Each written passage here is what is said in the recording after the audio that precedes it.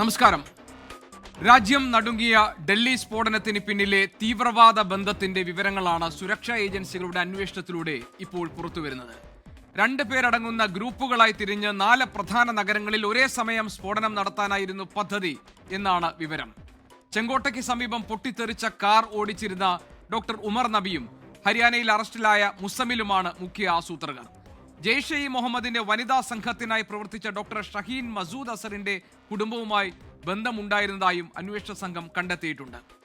ഡൽഹിയിലേത് ഭീകരാക്രമണ നീക്കമാണ് എന്ന കേന്ദ്രത്തിന്റെ വിലയിരുത്തലിന് പിന്നാലെ സുരക്ഷാ വീഴ്ച എന്ന ആരോപണം ഉയർത്തുകയാണ് പ്രതിപക്ഷം.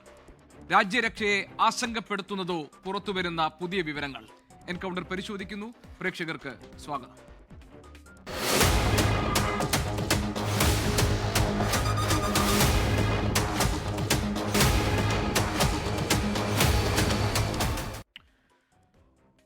കോൺഗ്രസിന്റെ ഡോക്ടർ ജിൻഡോ ജോൺ, ബി.ജെ.പിയിലെ ശ്രീ ടി.പി. ജയചന്ദ്രൻ, സുപ്രീം കോടതി അഭിഭാഷകൻ അഡ്വക്കേറ്റ് പ്രശാന്ത് പത്മനാഭൻ, രാഷ്ട്രീയ നിരീക്ഷകൻ ഡോക്ടർ മോഹൻ വർഗീസ് എന്നിവരാണ് ഇന്ന് ഈ ചർച്ചയിൽ പങ്കെടുക്കാൻ നമ്മളോടൊപ്പം എൻകൗണ്ടറിൽ ഉള്ളത്. ഡോക്ടർ മോഹൻ വർഗീസ്, ഇതുവരെ പുറത്തുവരുന്ന വിവരങ്ങൾ പരിശോധിക്കുമ്പോൾ ഡൽഹിയിൽ നടന്ന സ്ഫോടനത്തിൻ്റെ യഥാർത്ഥ കാരണങ്ങൾ എന്താണ് എന്ന് താങ്കൾക്ക് വ്യക്തമാകുന്നുണ്ടോ?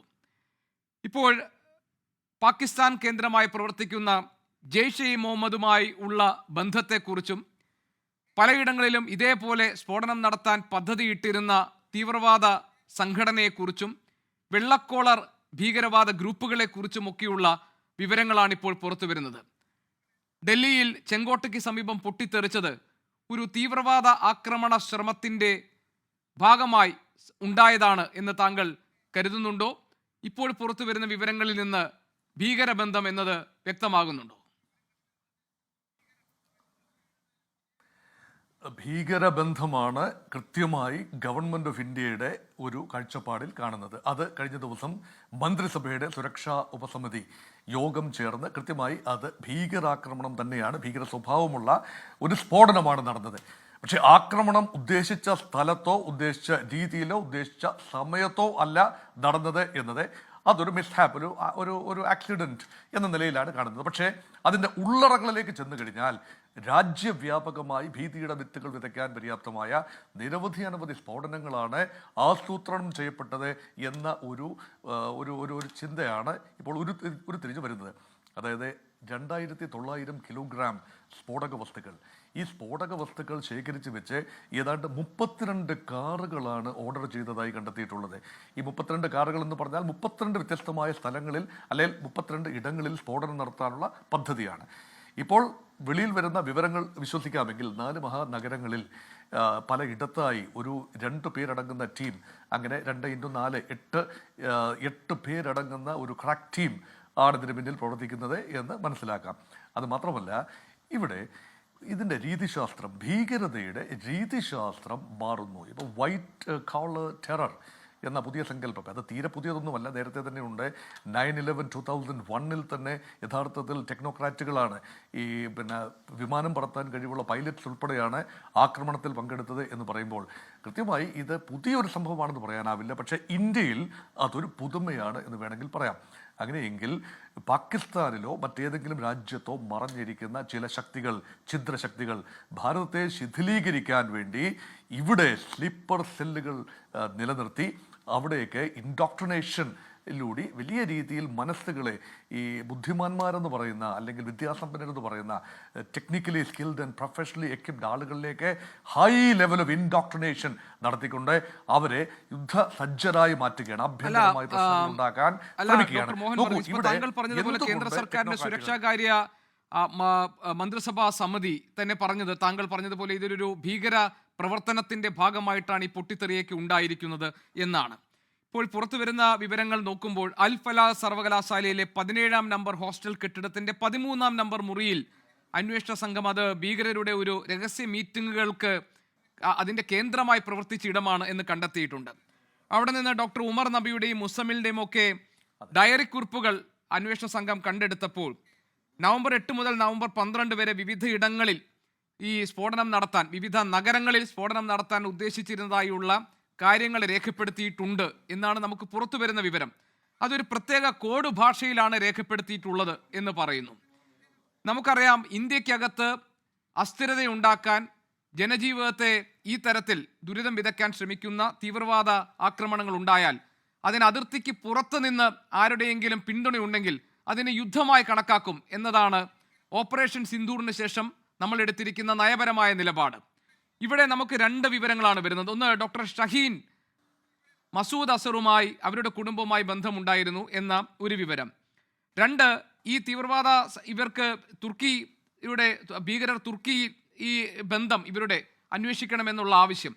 പിന്നെ പലയിടങ്ങളിലായി ഇവർ ജെയ്ഷെ മുഹമ്മദിനെ പ്രകീർത്തിച്ചുകൊണ്ട് ഇട്ടിട്ടുള്ള പോസ്റ്റുകളുമൊക്കെ. അപ്പോൾ അങ്ങനെയാണെങ്കിൽ പാകിസ്ഥാൻ കേന്ദ്രമായി പ്രവർത്തിക്കുന്ന ജെയ്ഷെ മുഹമ്മദുമായുള്ള ബന്ധം ഇതോടുകൂടി എസ്റ്റാബ്ലിഷ് ചെയ്യാൻ നമുക്ക് സാധിച്ചിട്ടുണ്ടോ? അങ്ങനെയാണെങ്കിൽ ഇത് പാകിസ്ഥാൻ ഓപ്പറേറ്റഡ് അറ്റാക്കാണ് എന്ന നിലയിലായിരിക്കുമോ കേന്ദ്ര സർക്കാർ പരിഗണിക്കാൻ പോകുന്നത്? അങ്ങനെ താങ്കൾ കരുതുന്നുണ്ടോ? ആ രീതിയിലുള്ള പ്രഖ്യാപനം വരണം എങ്കിൽ ജയ്ഷെ മുഹമ്മദ് എന്ന പാക് കേന്ദ്രീകൃത കാശ്മീരിൽ പ്രവർത്തിക്കുന്ന ഭീകര സംഘടനയാണ് ഇതിൻ്റെ പിന്നിലെന്ന് വ്യക്തമായ നിഗമനങ്ങളിൽ എത്തിയെങ്കിൽ മാത്രമേ ഇത് അതിർത്തി കടന്നു വരുന്ന ഭീകരതയുമായി ബന്ധിപ്പിക്കാനൊക്കെ. നോക്കൂ, ഇന്ത്യയുടെ നിലപാട് മാറിയിരിക്കുന്നു ഏതാനും വർഷങ്ങൾക്കുള്ളിൽ. അതായത് any act of cross border terror will be treated as an act of war against India. ഏതെങ്കിലും രീതിയിൽ അതിർത്തി കടന്നുള്ള ഭീകരത, പാകിസ്ഥാനിൽ നിന്ന് വരുന്ന ഭീകരതയെ ഇനി ടോളറേറ്റ് ചെയ്യാനൊക്കില്ല. അത് പാകിസ്ഥാൻ ഇന്ത്യയെ ആക്രമിച്ചതായി കരുതിക്കൊണ്ട് തക്കതായ തിരിച്ചടി നൽകുക എന്നത്, അതിർത്തി കടന്നുകൊണ്ട് ചെന്ന് തിരിച്ചടി നൽകുക എന്നത് ഓപ്പറേഷൻ സിന്ദൂറിന് മുൻപ് തന്നെ വ്യക്തമായിട്ടുള്ള നയമാണ്. ഉറി ആക്രമണത്തിന് പ്രത്യാക്രമണം നടത്തിയ ഇന്ത്യ തെളിയിച്ചതാണ്. അതിനുശേഷം ഈ പഹൽഗാമിൽ ആക്രമണം നടക്കുന്നതിന് മുൻപ് പുൽവാമയിൽ നടന്ന ആക്രമണത്തിന് ബാലക്കോട്ടിൽ ഭാരതം തിരിച്ചടി നൽകിയത് കണ്ടതാണ്. അതുകൊണ്ട് ആ ഒരു നിലപാട് അവിടെ നിൽക്കുന്നു. ഇവിടെ എല്ലാ കണ്ണുകളും ഈ ഒരു യൂണിവേഴ്സിറ്റിയിലേക്ക് കേന്ദ്രീകരിക്കുകയാണ്. ഹരിയാനയിലെ ഫരീദാബാദിലുള്ള അൽഫിലാൽ യൂണിവേഴ്സിറ്റിയുടെ 17 നമ്പർ മുറി ഒരു കേന്ദ്രമാക്കി, ഒരു മോഡ്യൂളിൻ്റെ കേന്ദ്രമാക്കി വരികയാണ്, ഡോക്ടേഴ്സ് മോഡ്യൂൾ. ഈ മോഡ്യൂളിൽ ഒരു വനിതാ ഡോക്ടർ, ഇവിടെ സൂചിപ്പിച്ചതുപോലെ ഷാഹിദ ഷഹീൻ എന്ന് പറയുന്ന വനിതാ ഡോക്ടർ, അവരെ ഒരു അകന്ന ബന്ധു എന്ന നിലയിലാണ് കരുതപ്പെടുന്നത്. ജയ്ഷെ മുഹമ്മദിൻ്റെ ഫൗണ്ടർ മൗലാന മസൂദ് അസറിൻ്റെ ഒരു ബന്ധുവും, ഒരു പക്ഷേ ആ മസൂദ് അസറിൽ നിന്നും നേരിട്ട് തന്നെ കമാൻഡ് സ്വീകരിക്കുന്ന ഒരു വനിതാ സംഘത്തിൻ്റെ തലപ്പത്തും ഉള്ള ഒരു ലേഡി ഡോക്ടറാണ് ഇപ്പോൾ സംശയത്തിന് നിഴലിൽ നിൽക്കുന്നത്. അതുമാത്രമല്ല, പുൽവാമ സ്വദേശികളായ 2 ഡോക്ടേഴ്സ് ഇപ്പോൾ പ്രധാനമായി ഈ സംശയിക്കുന്ന, അതായത് സ്ഫോടനത്തിൽ മരിച്ച ഡോക്ടറും മറ്റൊരു അദ്ദേഹത്തിന്റെ സുഹൃത്ത് മറ്റൊരു ഡോക്ടറും, രണ്ടുപേരും പുൽവാമ സ്വദേശികൾ. 2 ഡോക്ടേഴ്സിനെ കസ്റ്റഡിയിൽ എടുത്തിട്ടുണ്ട്, ഒരാളെ കാൺപൂരിൽ നിന്നും ഒരാളെ കശ്മീരിൽ നിന്നും. അതെ, ഇവരെല്ലാം ഇന്ത്യൻ പൗരന്മാരാണെന്ന് ഓർക്കണം ശ്രീ ഗോപികൃഷ്ണൻ, എല്ലാം ഇന്ത്യൻ പൗരന്മാരാണ്. അതുകൊണ്ട് പുതിയ രീതിശാസ്ത്രമാണ് തീവ്രവാദികൾ, ഒരുപക്ഷെ ജയ്ഷെ മുഹമ്മദിന്റെ പുതിയ രീതിയാണ് ഇന്ത്യൻ പൗരന്മാരെ തന്നെ റിക്രൂട്ട് ചെയ്തുകൊണ്ട് ആദ്യ സ്റ്റേജിൽ ഇൻഡോക്ട്രിനേഷൻ ഡ്രൈവാണ്, പിന്നത്തെ സ്റ്റേജിൽ അവരെ കണ്ടെത്തുക, റിക്രൂട്ട് ചെയ്യുക, പിന്നെ അവരെ ആയുധമണിയിക്കുക, ആയുധങ്ങൾ, സ്ഫോടക വസ്തുക്കൾ ശേഖരിക്കുക, എന്നിട്ട് കൃത്യമായ ഇടങ്ങളിൽ നിരീക്ഷണം നടത്തുക, ടാർഗറ്റ് ഏരിയയിൽ നിരീക്ഷണം നടത്തുക, എന്നിട്ട് ഇവരെ കാറുകൾ വാങ്ങിച്ചുകൊണ്ട് അത് ഉപയോഗിച്ചുകൊണ്ട് ചാവേറുകളായും അല്ലാതെയും അത് ആസൂത്രണം ചെയ്ത് നടപ്പാക്കുക. കൃത്യമായ 3 ദിവസങ്ങൾ ഇവിടെ പ്രധാനപ്പെട്ട ദിവസങ്ങളായി മാറുകയാണ്. ഒന്ന്, 25-ാം തീയതി ഒരു സംശയത്തിന്റെ നിഴലിൽ തന്നെ 25-ാം തീയതി രാമക്ഷേത്രവുമായി ബന്ധപ്പെട്ട ഒരു വലിയ ചടങ്ങ് നടക്കുന്നു. അതൊരു പക്ഷേ കേന്ദ്രമായി മാറിയേക്കാം. ഡിസംബർ 6 ബാബറി മസ്ജിദ് തകർന്ന ദിവസമാണ്. അന്ന് ഡൽഹി, ചെങ്കോട്ടയിലും മറ്റു പ്രദേശങ്ങളിലും വലിയ ആക്രമണത്തിനുള്ള സാധ്യതയാണ് ഇപ്പോൾ നിരീക്ഷണ ഏജൻസികൾ കണ്ടെത്തിയിട്ടുള്ളത്. പിന്നെ ജനുവരി 26 റിപ്പബ്ലിക് ദിനത്തിൽ രാഷ്ട്രത്തോടായി രാഷ്ട്രപതി അഭിസംബോധന ചെയ്യുന്ന സമയത്ത് രാജ്യത്തിന്റെ വിവിധ ഇടങ്ങളിൽ സ്ഫോടനം നടത്തിക്കൊണ്ട് ഭീകരമായ ഒരു അന്തരീക്ഷം സൃഷ്ടിക്കുക. ഈ രീതിയിലാണ് സ്ഫോടക വസ്തുക്കളുടെ ശേഖരം. പക്ഷേ ഒരു ഫൈനൽ ബോംബിന്റെ രൂപത്തിലോ ഡിറ്റനേറ്റിംഗ് ഡിവൈസിന്റെ രൂപത്തിലോ അത് എത്തിയില്ല എന്നതുകൊണ്ട് മുൻകൂട്ടി തന്നെ ഇത് ബസ്റ്റ് ചെയ്യാൻ നമ്മുടെ അന്വേഷണ ഏജൻസികൾ കഴിഞ്ഞു എന്നതുകൊണ്ട് സ്ഫോടനം വളരെ മാർജിനൽ ഇമ്പാക്ട് മാത്രമേ ഉണ്ടാക്കിയുള്ളൂ എന്ന് പറഞ്ഞാൽ അതിനെ തുച്ഛീകരിച്ച് കാണാനാവില്ല. കാരണം underlying terror is very much evident. അതുകൊണ്ടാണ് പാകിസ്ഥാനുമായ ബന്ധം സ്ഥിരീകരിക്കാൻ കഴിഞ്ഞാൽ ഓപ്പറേഷൻ സിന്ദൂർ തുടരും എന്ന ഇന്ത്യയുടെ പ്രഖ്യാപനം നടപ്പാകുമോ? എല്ലാ കണ്ണുകളും ആ രീതിയിലാണ്. അതുകൊണ്ട് പാകിസ്ഥാന്റെ മണ്ണിലേക്ക് കയറി ഓപ്പറേഷൻ സിന്ദൂറിന്റെ 2ാം വേവ് അത് കഴിഞ്ഞ തവണ മുറിദ്ഖയിലും ബഹാവൽപൂരിലും ഒക്കെ നടത്താൻ സമാനമായ ആക്രമണങ്ങൾ ഒരിക്കൽ കൂടി ജയ്ഷെ മുഹമ്മദിൻ്റെയും ഹിസ്ബുൾ മുജാഹിദിൻ്റെയും ഹർക്കത്തുൽ മുജാഹിദിൻ്റെയും അതുപോലെ ലഷ്കർ ഇ തൊയ്ബയുടെയും എല്ലാം കേന്ദ്രങ്ങളിൽ ഒരിക്കൽ കൂടി ആക്രമണം നടക്കുമോ? സമാന്തരമായി പാകിസ്ഥാനിൽ വലിയ നീക്കങ്ങൾ നടക്കുന്നു. അസിം മുനീറിനെ അവിടെ ഫീൽഡ് മാർഷൽ അസിം മുനീറിന് ഒരു പടി കൂടി പ്രൊമോഷൻ കൊടുത്തുകൊണ്ട് സർവ്വ സൈന്യാധിപനാക്കി മാറ്റുന്നു. സിവിലിയൻ കൺട്രോളിൽ നിന്ന് ആർമിയെ പൂർണ്ണമായി മോചിപ്പിച്ചുകൊണ്ട് കരനാവിക വ്യോമസേനയുടെ ചുമതല അസിം മുനീറിന് നൽകുക വഴി യുദ്ധസജ്ജരായി പാകിസ്ഥാന്റെ സൈന്യം നിൽക്കുന്നു എന്ന പ്രതീതി കൂടിയാണ്. അതുകൊണ്ട് പാകിസ്ഥാൻ ഏത് നിമിഷവും ഇന്ത്യയിൽ നിന്നുള്ള ഓപ്പറേഷൻ സിന്ധൂറിന്റെ 2ാം വേവ് പ്രതീക്ഷിക്കുന്നു എന്ന നിലയിലാണ് ഇപ്പോൾ കാര്യങ്ങൾ മുന്നോട്ട് പോകുന്നത്. അതുകൊണ്ട് ഇരു രാജ്യങ്ങളും ജാഗരൂകരായി ഇരിക്കുകയാണ്. പാകിസ്ഥാനിൽ തന്നെ ഒരു സ്ഫോടനമുണ്ടായി. ഇന്ത്യയിൽ സ്ഫോടനം നടന്ന് 24 മണിക്കൂറിനുള്ളിൽ പാകിസ്ഥാന്റെ തലസ്ഥാനമായ ഇസ്ലാമാബാദിലെ കോടതി സമുച്ചയത്തിന് മുമ്പിൽ ഒരു സ്ഫോടനം നടന്നു എന്ന് കൂടി ഓർക്കണം. ശരി, ഞാൻ വരാം. ഡോക്ടർ ജിൻഡോ, ഈ ആക്രമണം ഇതിന് പിന്നിലെ ഭീകരവാദത്തെ അല്ലെങ്കിൽ ഭീകരവാദ ബന്ധത്തെ പുറത്തേക്ക് കൊണ്ടുവരുന്ന തരത്തിൽ ഉള്ള അന്വേഷണ വിവരങ്ങളാണ് ഇപ്പോൾ വന്നുകൊണ്ടിരിക്കുന്നത്. ഇന്നും ആഭ്യന്തരമന്ത്രി അമിത്ഷായുടെ വസതിയിൽ സുരക്ഷാ അവലോകന യോഗം ചേർന്നിരുന്നു. കഴിഞ്ഞ ദിവസമാണ് പ്രധാനമന്ത്രി തന്നെ ഈ ക്യാബിനറ്റിൻ്റെ സുരക്ഷാകാര്യ സമിതിയുടെ യോഗം ചേർന്നത്. അതിനുശേഷം ഇതൊരു ഭീകരാക്രമണ നീക്കമാണ് എന്ന കാര്യത്തിൽ ഒരു സ്ഥിരീകരണം വന്നിരിക്കുന്നു. ഈ സ്ഫോടനം ഉണ്ടായതിന് തൊട്ടു പിന്നാലെ കോൺഗ്രസിൻ്റെ പ്രതികരണത്തിൽ പ്രധാനമായി കണ്ടത് ഒരു വലിയ സുരക്ഷാ വീഴ്ച രാജ്യത്ത് സംഭവിച്ചിരിക്കുന്നതാണ്. കാരണം ചെങ്കോട്ടയ്ക്ക് അടുത്താണ്, ഏറ്റവും അധികം ആളുകൾ വരുന്ന പ്രദേശമാണ്, വിനോദ സഞ്ചാരികളടക്കം ഒരുപാട് ആളുകൾ തിങ്ങി നിൽക്കുന്ന പ്രദേശത്താണ് ഈ സ്ഫോടനം ഉണ്ടായിരിക്കുന്നത്. അതുകൊണ്ട് ഇതൊരു വലിയ സുരക്ഷാ വീഴ്ച എന്ന നിലയിലായിരുന്നു കോൺഗ്രസ് ഈ സംഭവത്തോട് ആദ്യം പ്രതികരിച്ചത്. ഒരു രഹസ്യാന്വേഷണ വീഴ്ചയും ഒരു സുരക്ഷാ വീഴ്ചയും ഒക്കെ ഉണ്ടായിട്ടുണ്ട് എന്ന വിമർശനം ഇപ്പോഴും കോൺഗ്രസിനുണ്ടോ? ഇപ്പോൾ പുറത്തു വരുന്ന വിവരങ്ങളിൽ എന്തെങ്കിലും നിങ്ങൾ സംശയിക്കുന്നുണ്ടോ? ഇപ്പോൾ തീവ്രവാദ ബന്ധം എന്ന വിവരങ്ങൾ വരുന്നുണ്ട്. ഒരു വൈറ്റ് കോളർ ടെററിസ്റ്റ് ഗ്രൂപ്പ് ഇതിന് പിന്നിലുണ്ട് എന്ന സംശയങ്ങൾ ബലപ്പെട്ടിരിക്കുന്നു. മാത്രമല്ല, പാകിസ്ഥാൻ കേന്ദ്രമായി പ്രവർത്തിക്കുന്ന ജെയ്ഷെ മുഹമ്മദിൻ്റെ ആളുകളുമായുള്ള ബന്ധം ഏതാണ്ട് പുറത്തു വന്നുകൊണ്ടിരിക്കുകയാണ്. എന്ന് പറഞ്ഞാൽ ഇത് ഒരു പാകിസ്ഥാൻ തുടങ്ങിവെച്ച അല്ലെങ്കിൽ പാകിസ്ഥാന്റെ അറിവോടെ നടന്ന ഒരു ഇടപെടലാണോ എന്നൊക്കെയുള്ള സംശയങ്ങൾ നിലനിൽക്കുകയാണ്. ഇപ്പോഴും കോൺഗ്രസിന് ഈ ആരോപണവും ആക്ഷേപവും ഉണ്ടോ?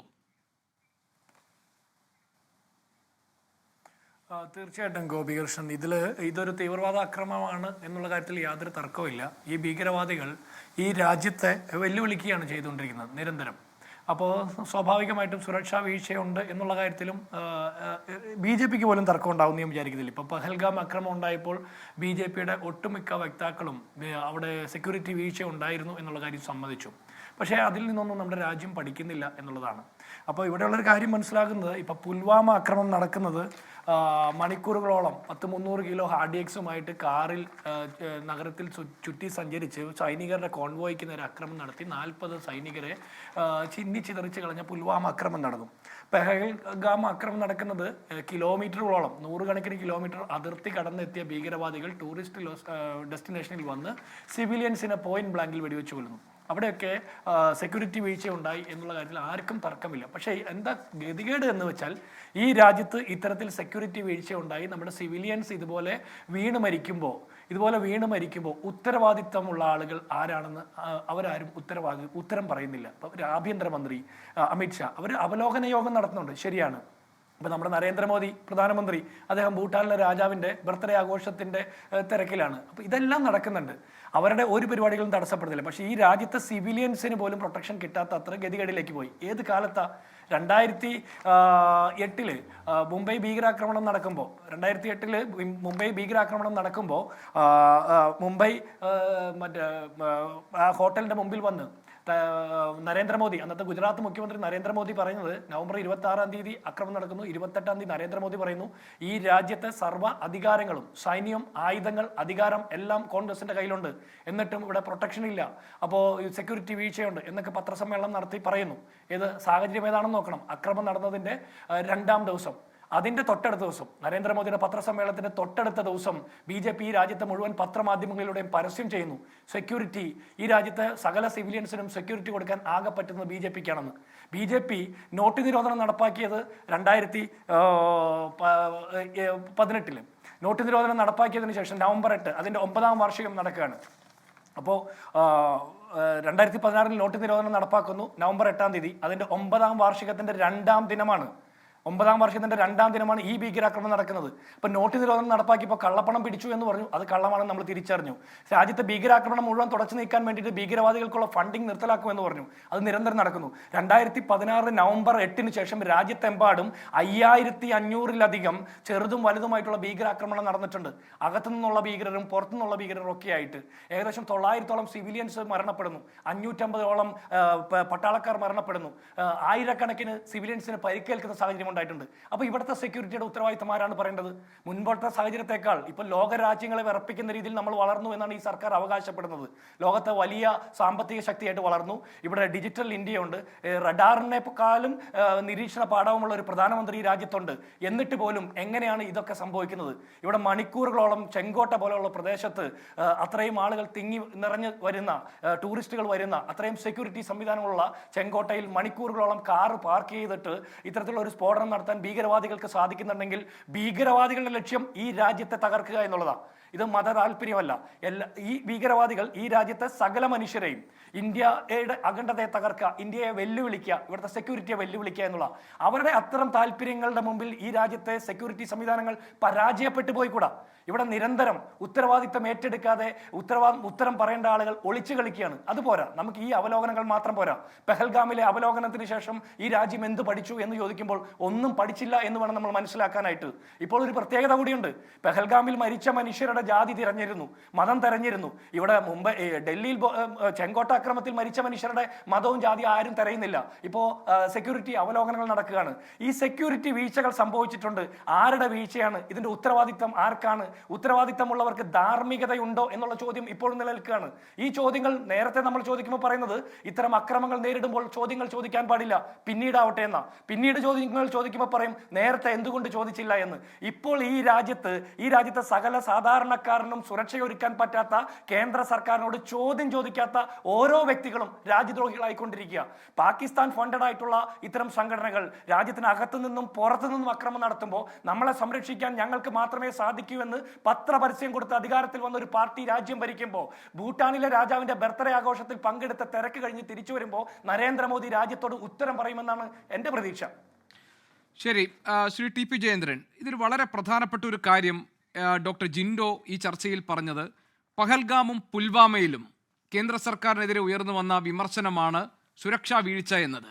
അത് വീണ്ടും റെഡ് ഫോർട്ടിനടുത്തുള്ള ഈ കാർ പൊട്ടിത്തെറിയോടുകൂടി ഒരിക്കൽ കൂടി ആ വിമർശനം കേന്ദ്ര സർക്കാരിനെതിരെ ഉയരുകയാണ്.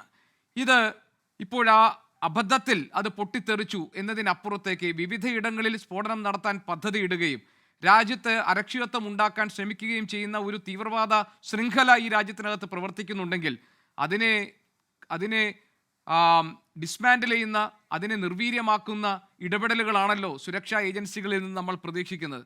അതുണ്ടാകാതിരിക്കുന്നു. വീണ്ടും വീണ്ടും ഇത് ആവർത്തിക്കുന്ന സാഹചര്യം ഉണ്ടാകുന്നു. ഈ റെഡ് ഫോർട്ടിലെ ബ്ലാസ്റ്റിലും അത് തന്നെ സംഭവിച്ചു.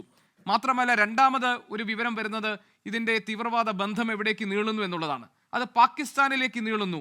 പാകിസ്ഥാന് നേരെ വിരൽ ചൂണ്ടുന്ന ഒന്നാണ് എന്ന് സംശയിക്കാവുന്ന തരത്തിൽ ചില സൂചനകളും പുറത്തു വരികയാണ്.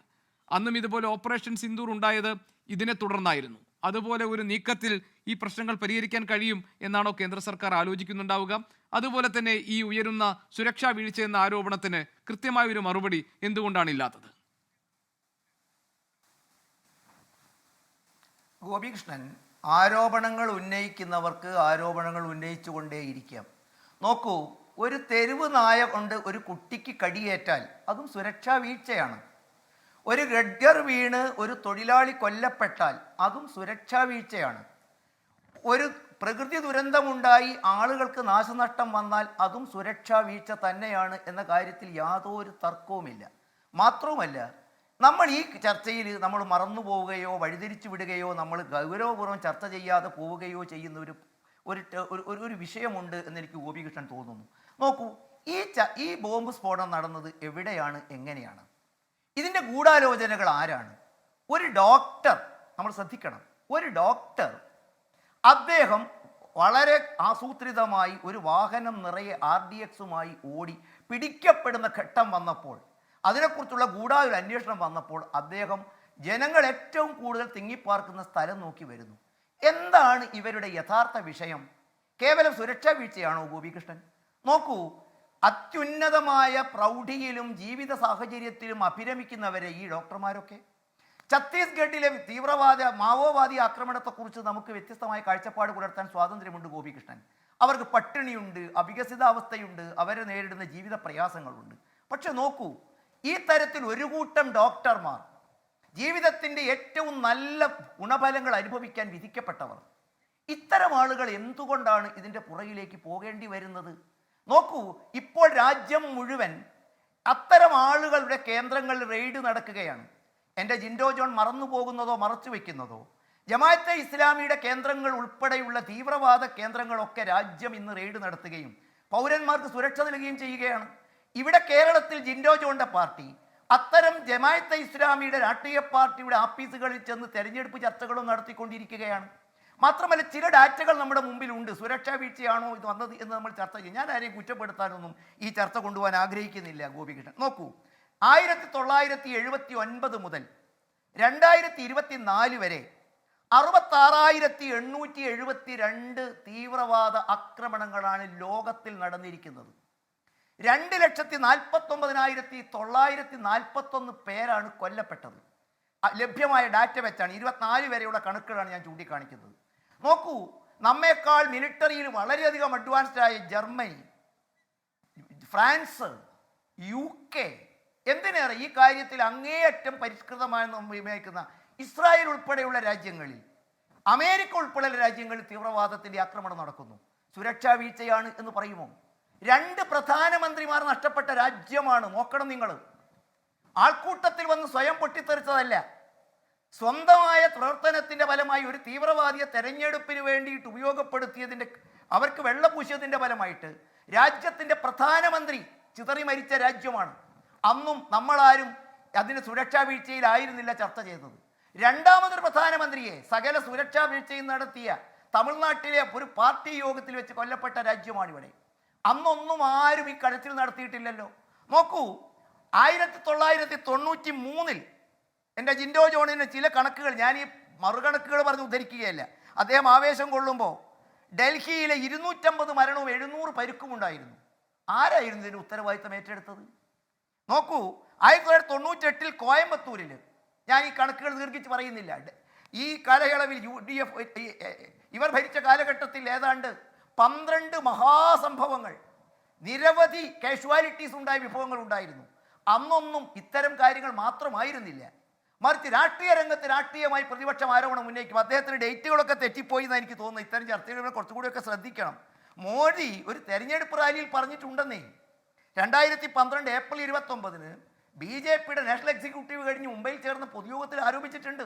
കോൺഗ്രസിന് പൊതുയോഗത്തിൽ പറഞ്ഞാൽ എതിർപ്പൊന്നുമില്ല. പ്രതിപക്ഷത്തിൻ്റെ ദൗത്യം അന്നും ഇന്നും ചെയ്യണം, നിങ്ങൾക്കും അത് പറയാം. പക്ഷെ സ്വന്തം കാലഘട്ടത്തിൽ തടയാൻ കഴിഞ്ഞുവോ? അതിനൊക്കെ നമുക്ക് എന്ത് ഉത്തരമാണ് പറയാനുള്ളത്? ഇവിടെ ജിൻഡോ ജോൺ, ഇവിടെ ഗോപികൃഷ്ണൻ, നമ്മൾ എത്തേണ്ടത് ഭീകരവാദത്തിന് പുതിയ ടേണുകൾ ഉണ്ടാകുന്നു. എന്താണ് യഥാർത്ഥത്തിൽ ഇവരുടെ വിഷയം എന്നല്ലേ നമ്മൾ അഡ്രസ്സ് ചെയ്യേണ്ടത്? നോക്കൂ, കേരളത്തിൽ നിന്ന് പോലും സർവമത സമഭാവനയും സാഹോദര്യവും മതേതരത്വവും എന്തിനേറെ സംഘപരിവാർ പ്രസ്ഥാനങ്ങൾക്ക് സ്വാധീനം പോലും ഇല്ലാത്ത കേരളത്തിൽ നിന്നും എത്ര പേരാണ് ISIS ചേരാൻ വേണ്ടി പോകുന്നത്? ഒരു പത്രപ്രവർത്തകൻ പോലും, ഗോപികൃഷ്ണൻ ശ്രദ്ധിക്കണം, നമ്മൾ മാധ്യമപ്രവർത്തകന്മാർ പോലും ഈ കേസിൽ നിന്നും അല്ലെങ്കിൽ ഇത്തരം പ്രവർത്തനങ്ങളിൽ ഇടയായി എന്ന് സംശയിക്കേണ്ടി അവസരങ്ങൾ ഉണ്ടായിട്ടില്ലേ? അപ്പം യഥാർത്ഥത്തിൽ ഇത്തരം സുരക്ഷാ വീഴ്ച അതൊക്കെ സ്വാഭാവികമായി ഞാൻ അംഗീകരിക്കുന്നു. ഓരോ കാഷ്വാലിറ്റിയും രാജ്യത്തിനെതിരായുള്ള ആക്രമണമാണ്. അതിന് സുരക്ഷാ രംഗത്തുള്ളവർക്ക് അതിന് സമാധാനം പറയേണ്ടവരുമാണ്. ഞാൻ മനസ്സിലാക്കുന്നത് പ്രധാനമന്ത്രി തന്നെ ഈ കാഷ്വാലിറ്റിയുടെ ഉത്തരവാദിത്തം ഏറ്റെടുത്തിരിക്കുന്നു. അത് എൻ്റെ വീഴ്ചയാണ്, ഞാനാണ് അതിന് ഉത്തരവാദി. അതിന് നടപടികളുണ്ടായി. ഞാൻ ചോദിക്കട്ടെ, 2014 ശേഷം ഗോപികൃഷ്ണൻ ഏതെങ്കിലും ഒരു തീവ്രവാദ ആക്രമണം ഇന്ത്യയിൽ അഡ്രസ്സ് ചെയ്യാതെ പോയിട്ടുണ്ടോ? ഇത് ഉണ്ടായി, നിമിഷ നേരം അവിടെ ഒരു ചെറിയ പ്രശ്നം എന്താണ്? അല്ല, ജിൻഡോ പറഞ്ഞ കാര്യങ്ങൾ എന്തൊക്കെയാണ്? ഒന്ന് പഹൽഗാമിലെ സംഭവം, ഒന്ന് പുൽവാമയിലെ സംഭവം. സമാനമായ രീതിയിൽ ഒരു സ്ഥലത്ത് നമ്മുടെ സൈനികർ ആക്രമിക്കപ്പെടുന്നു, അല്ലെങ്കിൽ അവർ ആ സ്ഫോടനത്തിൽ അവർക്ക് ജീവൻ നഷ്ടപ്പെടുന്ന, വീരമൃത്യു വരിക്കുന്ന സാഹചര്യം ഉണ്ടാകുന്നു. മറ്റിടത്ത് വളരെ സാധാരണക്കാരായ ആളുകൾ ആക്രമിക്കപ്പെടുന്ന സാഹചര്യം ഉണ്ടായിരുന്നു. അന്നും ഉന്നയിക്കപ്പെട്ടതാണ് ഈ ചോദ്യം, എവിടെ പോയി ഇവരെ സംരക്ഷിക്കാൻ? യാതൊരു സുരക്ഷാ സംവിധാനങ്ങളും ഇല്ലാതെയാണോ അവിടെ ആ പ്രദേശങ്ങൾ, ഈ കാശ്മീരിലെ മേഖലകളിൽ തുറന്നു കൊടുത്തിരുന്നത് എന്ന ചോദ്യമുണ്ടായിരുന്നു. ഇന്നും ഇപ്പോൾ റെഡ് ഫോർട്ടിനടുത്ത്, അതായത് പ്രധാനമന്ത്രി ദേശീയ പതാക ഉയർത്തുന്ന റെഡ് ഫോർട്ടിന് സമീപമുള്ള പ്രധാനപ്പെട്ട ഒരു മേഖലയിൽ ഒരു സിഗ്നലിന്റെ തൊട്ടടുത്ത് വെച്ചിട്ട് ഒരു കാറ് പൊട്ടിത്തെറിക്കുകയാണ്. അപ്പോൾ മാത്രമല്ല 11 ഇടങ്ങളിൽ പുലർച്ചെ മുതൽ ഈ ഡോക്ടർ ഉമർ നബി ഈ കാറുമായി, അതായത് സ്ഫോടക വസ്തുക്കൾ നിറച്ച കാറുമായി ഡൽഹിയുടെ വിവിധ ഇടങ്ങളിലൂടെ സഞ്ചരിക്കുകയായിരുന്നു എന്നതിന്റെ ദൃശ്യങ്ങൾ, CCTV ദൃശ്യങ്ങൾ പുറത്തു വന്നിട്ടുണ്ട്. ഇന്നോ ഇന്നലെയോ തുടങ്ങിയതായിരിക്കില്ല അൽ ഫലാഹ് സർവകലാശാലയിലെ 17-ാം നമ്പർ ഹോസ്റ്റൽ കെട്ടിടത്തിലെ 13-ാം നമ്പർ മുറിയിലെ ഇവരുടെ കൂടിയാലോചനകൾ. മാത്രമല്ല ഇത് പലയിടങ്ങളിലേക്കായി വ്യാപിപ്പിക്കാൻ നടത്തിയ ശ്രമങ്ങൾ, നീക്കങ്ങൾ, ഈ പുറത്തു വരുന്ന വിവരങ്ങളെ വിശ്വസിക്കാമെങ്കിൽ. അങ്ങനെയാണെങ്കിൽ ഇതൊക്കെ നമ്മുടെ രഹസ്യാന്വേഷണ വിഭാഗത്തിന്റെ സർവൈലൻസിൽ പെടേണ്ടതല്ലേ, നിരീക്ഷണത്തിൽ പെടേണ്ടതല്ലേ? രാജ്യത്തെ ജനങ്ങളുടെ സുരക്ഷ ഉറപ്പാക്കപ്പെടേണ്ടത് അങ്ങനെ കൂടിയല്ലേ ശ്രീ TP ജയചന്ദ്രൻ? അതിൽ ഫെയിൽ ചെയ്തില്ലേ എന്നതാണ് കോൺഗ്രസിന്റെ ആക്ഷേപം. അല്ല, ഗോപികൃഷ്ണൻ ചോദിച്ച ചോദ്യത്തിൽ കഴമ്പുണ്ട്. ഒരു ഗോൾ പോസ്റ്റിൽ ഗോളി വഴങ്ങുമ്പോൾ അദ്ദേഹം സംരക്ഷിച്ച ആയിരക്കണക്കിന് ഗോൾ പോസ്റ്റിലെ സ്ട്രൈക്കുകൾ നമ്മൾ കാണാതെ പോകരുത്. ഞാനിപ്പോൾ ഒരു മേജറുടെ ഒരു പോസ്റ്റ് കണ്ടു. ഒരു ഭീകരവാദ ആക്രമണം ഒരു പ്രദേശത്ത് നടക്കുന്നു എന്ന് പറയുമ്പോൾ നമ്മൾ കാണാതെ പോകുന്നത് നൂറുകണക്കിന് ഭീകരാക്രമണങ്ങൾ തടയപ്പെട്ട ഇന്ത്യൻ ഇൻ്റലിജൻസിൻ്റെ സവിശേഷതകൾ നമ്മൾ മറന്നു പോകരുത്. അദ്ദേഹം ഒരു കാര്യം കൂടി പറയുന്നു. നോക്കൂ, ഇത്തരത്തിൽ ഈ ഡോക്ടർക്ക് ഇത്തരത്തിൽ പെട്ടെന്ന് കാറുമെടുത്ത് പുറത്തിറങ്ങാനിടയായ പ്രേരണാ ഘടകം എന്താണ്? ഇൻ്റലിജൻസിൻ്റെ വിജയം തന്നെയല്ലേ ഫരീദാബാദിൽ വെച്ച്, അങ്ങ് ഹരിയാനയിൽ വെച്ച് 4ഓളം ഭീകരവാദികൾ, സാധാരണക്കാരല്ലാത്ത ആളുകൾ സൂക്ഷ്മ നിരീക്ഷണ അടിസ്ഥാനത്തിലല്ലേ പിടിക്കപ്പെട്ടത്? കേരളത്തിൽ ഒരു മലയാളിയായിരുന്ന ഒരു പത്രപ്രവർത്തകൻ പോലും അത്തരം സുരക്ഷാ കണ്ണുകളോടെ നമ്മൾ നോക്കിയതിൻ്റെ ഫലമായിട്ടായിരുന്നില്ലേ നമ്മൾ ഉണ്ടായിരുന്നത്? നോക്കൂ, ഇവിടെ ഒരു സമീപനത്തിന് കൂടി വിഷയമില്ലേ ഗോപികൃഷ്ണൻ? നോക്കൂ, രാജ്യത്തിൽ ഈ പറയുന്നവർ ഹമാസിനൊപ്പമാണോ, പലസ്തീനൊപ്പമാണോ, ഇസ്രായേലിനൊപ്പമാണോ? നോക്കൂ, നമ്മൾ കാണണം. ഞാൻ നേരത്തെ തന്നെ പറഞ്ഞു, ജമാഅത്തെ ഇസ്ലാമിയുടെ ആപ്പീസുകൾ രാജ്യത്തിന് സുരക്ഷാ സേന അരിച്ചു പെറുക്കി അവിടുത്തെ തുണ്ടുകളും കടലാസുകളും രാജ്യവിരുദ്ധ പ്രവർത്തനങ്ങളുടെ തെളിവുകൾ ശേഖരിക്കുമ്പോൾ നമ്മൾ അവരുമായി തെരഞ്ഞെടുപ്പ് സഖ്യങ്ങൾക്ക് വേണ്ടി ഓടുകയാണ്. പലസ്തീനൊപ്പമല്ല, ഹമാസിനൊപ്പമാണ്. നോക്കൂ, ഇന്ത്യയിൽ ആക്രമണം ഉണ്ടാകുന്നതിന് മുമ്പ് കൃത്യമായ എവിഡൻസുകൾ പുറത്തു വന്നിരിക്കുന്നു. ഹമാസിന്റെ നേതാക്കന്മാർ പാക് ഒക്യുപ്പൈഡ് കശ്മീരിലും അങ്ങ് പാകിസ്ഥാനിലും ഈ സമീപകാലങ്ങളിൽ ഇത്തരം ഇൻസിഡന്റ് ഉണ്ടാകുമ്പോഴൊക്കെ അവർ സന്ദർശനം നടത്തിയിട്ടുണ്ട്. ഇനി ഗോപികൃഷ്ണനും ഇദ്ദേഹം മറച്ചു വെക്കുന്ന ചില കാര്യങ്ങൾ, 2014 മുമ്പ് ഇന്ത്യയിൽ എത്ര ഭീകരാക്രമണങ്ങൾ അഡ്രസ്സ് ചെയ്യപ്പെട്ടിട്ടുണ്ട് ഗോപികൃഷ്ണൻ? 2016 ഉറി, അതിനുള്ള പ്രതിഫലനമായിരുന്നില്ലേ surgical strike? 2019 Pulwama air strike അതിൻ്റെ മറുപടി ആയിരുന്നില്ലേ? 2025 പഹൽഗാം നമ്മളിപ്പോൾ ചർച്ച ചെയ്യുന്നത് രാജ്യത്തിൻ്റെ ധീരമായ ചെറുത്തുനിൽപ്പിൻ്റെ ഭാഗമല്ലേ? കശ്മീരിൻ്റെ 370-ാം വകുപ്പിൻ്റെ നീക്കം ചെയ്യൽ, ഇതിൻ്റെയൊക്കെ പ്രഭവ കേന്ദ്രം ഒരു കാലത്ത് ജമ്മു കാശ്മീരായിരുന്നു. അന്ന് കശ്മീരിനൊപ്പം നിന്നതുകൊണ്ട് അതിനെ എതിർക്കാനായിരുന്നു ഇവിടുത്തെ പ്രതിപക്ഷം ഉണ്ടായിരുന്നത്. ഞാൻ ചൂണ്ടിക്കാണിക്കുന്നത്, രാജ്യത്തിൽ കഴിഞ്ഞ യുദ്ധത്തിൽ നമ്മുടെ കൂടെ നിന്നിരുന്ന ഇസ്രായേലിനൊപ്പമല്ല, അവിടെ കൊടുക്കുന്ന ഹമാസിനൊപ്പമാണ്, പലസ്തീനൊപ്പം പോലുമല്ല. ഇവിടെ ജമാഅത്തെ ഇസ്ലാമിക്കൊപ്പമാണ്.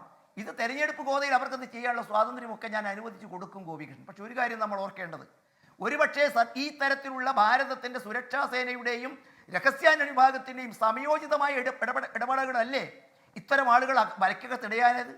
അപ്പോൾ പിടിക്കപ്പെടുമെന്ന ഘട്ടം വന്നപ്പോൾ സ്വബോധം നഷ്ടപ്പെട്ട ഒരാൾ കയ്യിൽ കിട്ടിയ സാധനവും എടുത്ത് ഒരു ഡോക്ടർ കാറ് വാങ്ങുന്നതിൽ സുരക്ഷാ ഏജൻസിക്ക് എത്രത്തോളം കണ്ടുപിടിക്കാൻ സാധിക്കും നമ്മൾ നടത്തുന്നു? അപ്പോൾ ടെററിസത്തിൻ്റെ മാനം മാറുകയാണ്.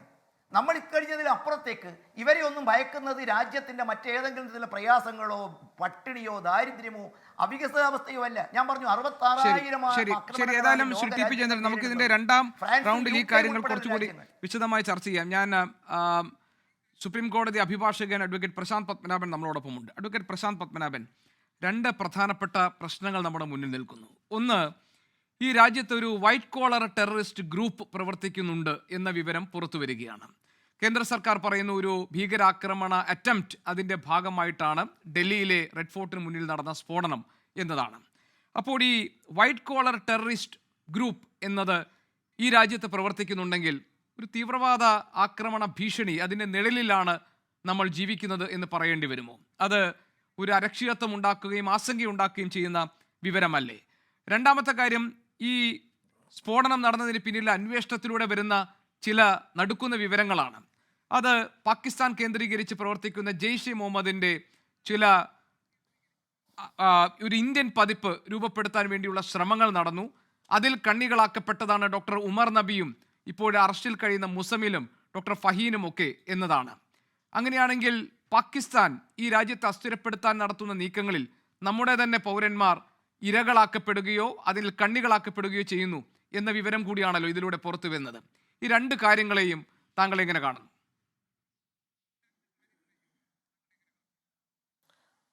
രണ്ട് കാര്യങ്ങളും ആദ്യമായിട്ടുണ്ടായതല്ല.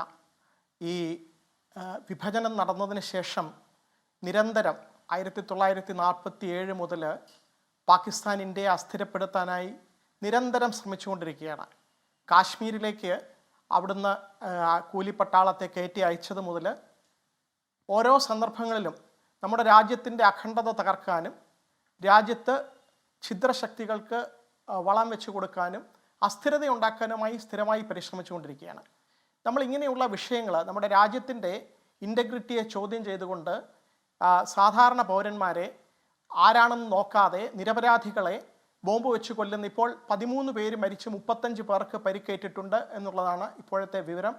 കൂടാതെ പലരുടെയും ദൃക്സാക്ഷികൾ പറയുന്നത് ശരീരഭാഗങ്ങൾ, അവയവങ്ങൾ, കരളൊക്കെ ചിന്നിച്ചിതറി കിടക്കുന്ന, കൈകളൊക്കെ അറ്റ് കിടക്കുന്ന കാഴ്ചകൾ കണ്ടു, നടക്കുന്ന കാഴ്ചകൾ.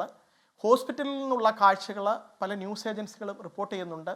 കേരളത്തിലത് എത്രമാത്രം സ്വാധീനിക്കപ്പെട്ടു എന്നറിയത്തില്ല. ഡൽഹിയിലൊക്കെ താമസിക്കുന്ന ഞങ്ങൾക്ക് വളരെ കൃത്യമായിട്ട് ഇതിൻ്റെ ഭീകരത, ഇപ്പം രാത്രി സമയങ്ങളിൽ പുറത്തിറങ്ങാൻ പോലീസിൻ്റെ വലിയ തോതിലുള്ള പരിശോധനകൾ, അപ്പം നമ്മുടെ രാജ്യത്ത് സുരക്ഷയെ ചോദ്യം ചെയ്തുകൊണ്ടുള്ള ഒരു വലിയ സംഭവം ഉണ്ടായിരിക്കുകയാണ്. ഇത് വരുമ്പോൾ ഞാനിതിൻ്റെ 1-2 ആംഗിൾ പറയാൻ ശ്രമിക്കുകയാണ്. ഒന്ന്, നമ്മളിങ്ങനെയുള്ള ഏത് ഇഷ്യൂ വന്നു കഴിഞ്ഞാലും വളരെ സെൻസിറ്റീവായിട്ടുള്ള വളരെ പ്രധാനപ്പെട്ട ഒരു പ്രശ്നം വരുമ്പോൾ എനിക്ക് സന്തോഷമുണ്ട്, ഇവിടെയുള്ള പാനലിസ്റ്റുകൾ ആരും ഇതിൻ്റെ വിശ്വാസ്യതയെ ചോദ്യം ചെയ്യുന്നില്ല. അതിൽ വീഴ്ചകളുണ്ടായി, സുരക്ഷാ വീഴ്ചയുണ്ടായി എന്നുള്ള കാര്യത്തിൽ സംശയമൊന്നുമില്ല. അത് തടയേണ്ടതായിരുന്നു. എത്രമാത്രം നമ്മുടെ സുരക്ഷാ ഏജൻസികൾ തടഞ്ഞിട്ടുണ്ട്. അത് 99 സന്ദർഭങ്ങൾ തടഞ്ഞാലും ഒരു വീഴ്ച ഉണ്ടായിക്കഴിഞ്ഞാൽ ജീവൻ നഷ്ടമാണ് ഉണ്ടാകുന്നത്. അവിടെ കോർഡിനേറ്റഡ് ആയിട്ട് പല ഏജൻസികൾ ഒരുമിച്ച് കോർഡിനേറ്റഡ് ആയിട്ടാണോ, ഒരു കമാൻഡൻറ്റിൻ്റെ കീഴിലാണോ? ഇന്ത്യയിൽ 7-8 അന്വേഷണ ഏജൻസികൾ, സുരക്ഷാ ഏജൻസികളുണ്ട്. അവയ്ക്കെല്ലാം കൂടി ഒരു കോർഡിനേഷൻ ഉണ്ടോ? ഉണ്ടെങ്കിൽ ആരാണ് ഇതിൻ്റെ കൈകാര്യം ചെയ്യുന്നത്? National security adviser Shri Ajit ഡോവലുണ്ട്. അദ്ദേഹം ചില വകുപ്പുകളിലെ ഡയറക്റ്റ് ആയിട്ട് സൂപ്പർവിഷൻ ചെയ്യുന്നുണ്ട്. അദ്ദേഹം കഴിഞ്ഞ ഒക്ടോബറിൽ പറഞ്ഞത് ടെററിസം ഒരു പരിധിവരെ എഫക്റ്റീവായിട്ട് തടയാൻ കഴിഞ്ഞു എന്ന് പറഞ്ഞു. പക്ഷേ അതൊരു കംപ്ലൈസൻസ്, അത് അനാവശ്യമായി തിടുക്കത്തിലുള്ള ഒരു ഇതായി പോയില്ലേ വീണ്ടും. കാരണം ഓപ്പറേഷൻ സിന്ദൂർ നടന്ന സമയത്ത് തന്നെ American political scientist Christina Fair അവർ ഒരു പുസ്തകം എഴുതിയിട്ടുണ്ട്, fighting unto the last. Pakistan army ആ വാർഫെയറിനെ പറ്റിയാണ്. അവരന്ന് പ്രെഡിക്റ്റ് ചെയ്തിരുന്നു ഓപ്പറേഷൻ സിന്ദൂർ അവസാനിച്ചിട്ടില്ല, ഇതിനുശേഷം പാകിസ്ഥാൻ ആർമി വീണ്ടും അവിടെ നിന്ന് ലഷ്കർ എ തൊയ്ബ, അതുപോലുള്ള ജയ്ഷെ മുഹമ്മദ്, അതുപോലുള്ള ഏജൻസികൾ വഴി ഇവരുടെ സ്ഥിരം പരിപാടിയാണ് ഇന്ത്യ അസ്ഥിരപ്പെടുത്താനായി വീണ്ടും എവിടെയെങ്കിലും ഒക്കെ പ്രശ്നങ്ങൾ ഉണ്ടാക്കാൻ ശ്രമിക്കും, അത് വീണ്ടും അറ്റാക്ക് ഉണ്ടാകും എന്ന് പറഞ്ഞിരുന്നു. അതിൽ ഒരു ഇൻ്റർവ്യൂവിൽ പറഞ്ഞത് ഇതിനൊരൊറ്റ സൊല്യൂഷനേ ഉള്ളൂ, ഇന്ത്യ പ്രൊവോക്കേറ്റ് ചെയ്യാൻ കൂടി വേണ്ടിയിട്ടാണ്. തിരിച്ചടിക്കുകയാണെങ്കിൽ വീണ്ടും വലിയ രീതിയിൽ പാകിസ്ഥാൻ സൈന്യത്തിന് തിരിച്ചടിക്കാനുള്ള ഒരു ന്യായീകരണമാകും. അങ്ങനെ സംഭവിച്ചു കഴിഞ്ഞാൽ, ഇപ്പോൾ നേരത്തെ ശ്രീ മോഹൻ വർഗീസ് പറഞ്ഞത് അസീം മുനീർ ഇപ്പോൾ ഫീൽഡ് മാർഷൽ എന്നുള്ള ഒരു പദവിയിലേക്ക് ഉയർത്തപ്പെട്ടിരിക്കുകയാണ്. അദ്ദേഹത്തിന് 3 സൈന്യങ്ങളുടെ സർവ്വസൈന്യാധിപൻ എന്നുള്ള പദവി, അവിടുത്തെ സുപ്രീം കോടതിയുടെ അധികാരവും എലക്ട് ചെയ്യപ്പെട്ട ഗവൺമെൻറ്റിൻ്റെ അധികാരവും ഒക്കെ കുറച്ചുകൊണ്ട് പട്ടാള മേധാവിക്ക് പൂർണ്ണ അധികാരം ഏൽപ്പിച്ചു കൊടുത്തിട്ടുകൊണ്ടുള്ള ഒരു ഭരണ കോൺസ്റ്റിറ്റ്യൂഷണൽ അമെൻമെൻറ്റ് പാസ്സാക്കാൻ പോവുകയാണ്. ഇപ്പോൾ ആ പദവി കൊടുത്തു കഴിഞ്ഞു. ന്യൂക്ലിയർ ബട്ടൺ വരെ കയ്യിലുള്ള അദ്ദേഹത്തിൻ്റെ പ്ലാൻ എന്തായിരുന്നു? അതിൽ രാജ എന്ന് പറയുന്ന ഒരു Pakistan army officer India Today ഗ്ലോബലിൽ കൊടുത്ത ഇൻ്റർവ്യൂവിൽ പറയുന്നത് ഇവരുടെ പ്ലാന് ഡിസീവർ എന്നാണ് ഈ അസീം മുനീറിനെ അറിയപ്പെടുന്നത്. ഡിസീവറുടെ പ്ലാൻ എന്താണെന്ന് വെച്ച് കഴിഞ്ഞാൽ ഇന്ത്യയിൽ അസ്ഥിരത ഉണ്ടാക്കുക, തീവ്രവാദ ആക്രമണം നടത്തുക, ഇന്ത്യ തിരിച്ചടിച്ചു കഴിഞ്ഞാൽ ആ ന്യായീകരണം പറഞ്ഞ് ഇന്ത്യൻ നേവിയെ ആക്രമിക്കുക. കാരണം ഇന്ത്യൻ നേവി ഇപ്പോൾ വലിയ സബ്മറൈൻസും ഒക്കെ ആയിട്ട് വലിയൊരു ശക്തിയാണ്, നാവികശക്തി ലോകത്തെ ഏറ്റവും വലിയൊരു ശക്തിയാണ്. നേവിയെ ആക്രമിക്കാനായിട്ട് പ്ലാൻ ഉണ്ടായിരുന്നുവെന്ന് ആർമിയുടെ ഫീൽഡ് മാർഷലിൻ്റെ അവരുടെ അകത്തു നിന്നുള്ള വെളിപ്പെടുത്തലുകൾ വന്നു കഴിഞ്ഞു. ഇന്ത്യൻ സൈന്യം സർവസജ്ജമാണ്. പ്രധാനമന്ത്രി മോദി വിദേശത്തായിരുന്നപ്പോൾ തന്നെ ഇത് പറഞ്ഞിരുന്നു. കോൺസ്പിറേറ്റേഴ്സിനെ ഞങ്ങൾ ആരാണെങ്കിലും അവരെ പിടിക്കുമെന്ന് പറഞ്ഞിരുന്നു. രാജ്നാഥ് സിംഗ് ഇത് തന്നെ പറഞ്ഞിരുന്നു. ഡിഫൻസ് മിനിസ്റ്റർ നേരത്തെ ഒരു പ്രസ്താവന ഇറക്കിയിരുന്നു. അദ്ദേഹം പറഞ്ഞത് ഓപ്പറേഷൻ സിന്ദൂർ ഒരു ട്രെയിലർ മാത്രമാണ്, ഈ രണ്ടാമത് തിരിച്ചടിക്കുവാണെങ്കിൽ അത് ശക്തമായിട്ട് തിരിച്ചടിക്കുമെന്ന് പറഞ്ഞിരുന്നു. ഇത് തീർന്നിട്ടില്ല എന്ന് പറഞ്ഞിരുന്നു. ഫീൽഡ് മാർഷൽ അസീം മുനീർ ഇത് തന്നെയാണ് അവിടെ നിന്ന് പ്രഖ്യാപിക്കുന്നത്. പാകിസ്ഥാനിൽ നിന്ന് പറയുന്നത് ഇന്ത്യയെ ഞങ്ങൾ അതിശക്തമായിട്ട് തിരിച്ചടിക്കുമെന്നാണ്. അപ്പോൾ പ്രശ്നങ്ങൾ വീണ്ടും വീണ്ടും വന്നുകൊണ്ടിരിക്കുകയാണ്. ഇവിടെ ഒരു സാധാരണ സിറ്റിസൺ എന്നുള്ള രീതിയിൽ നിയമത്തിൻ്റെ കണ്ണിലൂടെ നമ്മുടെ ഭരണഘടന യുദ്ധത്തിൻ്റെ സമയത്തും സമാധാനത്തിൻ്റെ സമയത്തും എല്ലാം പ്രവർത്തിക്കുന്ന ഒരു ഭരണഘടനയാണ്. അതിൻ്റെ കണ്ണിൽ കൂടി നോക്കിക്കഴിഞ്ഞാൽ ഞാൻ 2-3 കാര്യങ്ങൾ പറയാൻ ആഗ്രഹിക്കുകയാണ്. ഒന്ന്, നമ്മുടെ ഭരണഘടനയുടെ ഒരു ബേസിക് സ്ട്രക്ചർ എന്ന് പറയുന്നത് സോവർണിറ്റി, നമ്മുടെ രാജ്യത്തിൻ്റെ അഖണ്ഡത, പരമാധികാരം, അതിനെ ചോദ്യം ചെയ്തുകൊണ്ടുള്ള ഏത് സന്ദർഭങ്ങളിലും രാജ്യത്തുള്ള മുഴുവൻ സിറ്റിസണും ഒറ്റക്കെട്ടായിട്ട് നിൽക്കണം. ഫ്രട്ടേണിറ്റി, സമത്വം, സാഹോദര്യം എന്ന് പറയുന്ന ആശയം ഭരണഘടനയിലെ ഒരു പ്രധാനപ്പെട്ട ആശയമാണ്. അതിൽ പറയുന്നത് നമുക്ക് ചില കാര്യങ്ങൾ ജന്മനാ കിട്ടുന്നതാണ്. അതിൻ്റെ പേരിൽ ആരെയും വിവേചനം ചെയ്യാൻ പാടില്ല. ഉദാഹരണത്തിന് ഏത് പ്രദേശത്ത് ജനിക്കുന്നു, മലയാളിയായിട്ട് ജനിക്കുന്നു, കർണാടകത്തിൽ ജനിക്കുന്നു, അല്ലെങ്കിൽ ഏത് ഭാഷ സംസാരിക്കുന്നു, ഏത് മതത്തിൽ ജനിക്കുന്നു. അപ്പോൾ ഏതെങ്കിലും ഒരു മതത്തിൽ ജനിച്ചത് കൊണ്ടോ ഏതെങ്കിലും ഒരു ജാതിയിൽപ്പെട്ടത് കൊണ്ടോ ആരെയും വിവേചിക്കാൻ പാടില്ല എന്ന് ഭരണഘടന നിഷ്കർഷിച്ചിരിക്കുന്നു. ഈ ഭരണഘടന എഴുതി വെച്ചപ്പോൾ ഇന്ത്യയിൽ നിന്ന് മുസ്ലിങ്ങൾക്ക് ഹിന്ദുക്കളുടെ ഒപ്പം ജീവിക്കാൻ കഴിയില്ല എന്ന് വാദം ഉന്നയിച്ച ജിന്ന, ആ വാദത്തോട് സവർക്കറും യോജിപ്പായിരുന്നു. അവർ ദ്വിരാഷ്ട്രവാദത്തിൻ്റെ ആൾക്കാരാണ്. ജിന്ന അവിടെ ഒരു രാജ്യം രൂപീകരിച്ചപ്പോൾ അതിൻ്റെ ബേസിസ് തന്നെ മുസ്ലിങ്ങൾക്ക് ഒരു പ്രത്യേക രാജ്യം വേണം എന്നുള്ള ആശയമായിരുന്നു. ഈ ആശയമാണ് അസീം മുനീർ ഓപ്പറേഷൻ പഹൽഗാം അറ്റാക്ക് നടക്കുന്നതിന് മുമ്പ് പഹൽഗാം അറ്റാക്ക് നടക്കുന്നതിന് മുമ്പ് അദ്ദേഹത്തിൻ്റെ ഒരു വളരെ കോൺട്രവേഴ്സ്യൽ ആയിട്ടുള്ള സ്പീച്ചിൽ പറഞ്ഞത്, പ്രൊവോക്കേറ്റ് ചെയ്യുന്ന സ്പീച്ചായിരുന്നു. നമ്മളൊരു സുപ്പീരിയർ റേസാണ്, നമുക്കൊരു പ്രത്യേക രാജ്യം വേണം, ദുരാഷ്ട്രവാദം കുട്ടികളെ പഠിപ്പിക്കണം എന്ന് പ്രസംഗിച്ചു. ഇവിടെ നിന്ന് ഇന്ത്യയെ പ്രതിനിധീകരിച്ച് വെളിയിൽ പോയ ജോൺ ബ്രിട്ടാസ് ഉൾപ്പെടെ സൽമാൻ ഖുർഷിദ്, ഗുലാം നബി ആസാദ്, ശ്രീ ഒവൈസി ഉൾപ്പെടെയുള്ള നമ്മുടെ പ്രതിനിധികളെല്ലാം ലോകരാജ്യങ്ങളോട് പറഞ്ഞ് ഇന്ത്യ എന്ന ആശയം, പാകിസ്ഥാൻ എന്തു തന്നെയാണെങ്കിലും ഇന്ത്യ ഒറ്റക്കെട്ടാണ്, ഇവിടെ ജാതിയുടെയും മതത്തിൻ്റെയും പേരിൽ വിവേചനമില്ല, എല്ലാ മതത്തിൽപ്പെട്ടവരും ഒറ്റക്കെട്ടായിട്ട് ജീവിക്കുന്ന രാജ്യമാണ് ഇന്ത്യ, ആ ആശയത്തെ തകർക്കാനാണ് പാകിസ്ഥാൻ ഇന്ത്യയിൽ നിരന്തരം അറ്റാക്ക് ചെയ്തുകൊണ്ടിരിക്കുന്നത് എന്ന ആശയമാണ് നമ്മൾ പ്രചരിപ്പിക്കാൻ പോയത്. ആ സന്ദർഭത്തിൽ അത് ഓപ്പറേഷൻ സിന്ദൂർ വളരെ ശക്തമായി പാകിസ്ഥാൻ ഒരു അടി കൊടുത്തപ്പോൾ അതിൻ്റെ ഒരു ക്ഷീണം മാറുന്നതിന് മുമ്പ് വീണ്ടും രണ്ടാമത് ഡീസ്റ്റെബിലൈസ് ചെയ്യാൻ വേണ്ടി ഒരുങ്ങിയിരിക്കുന്നു.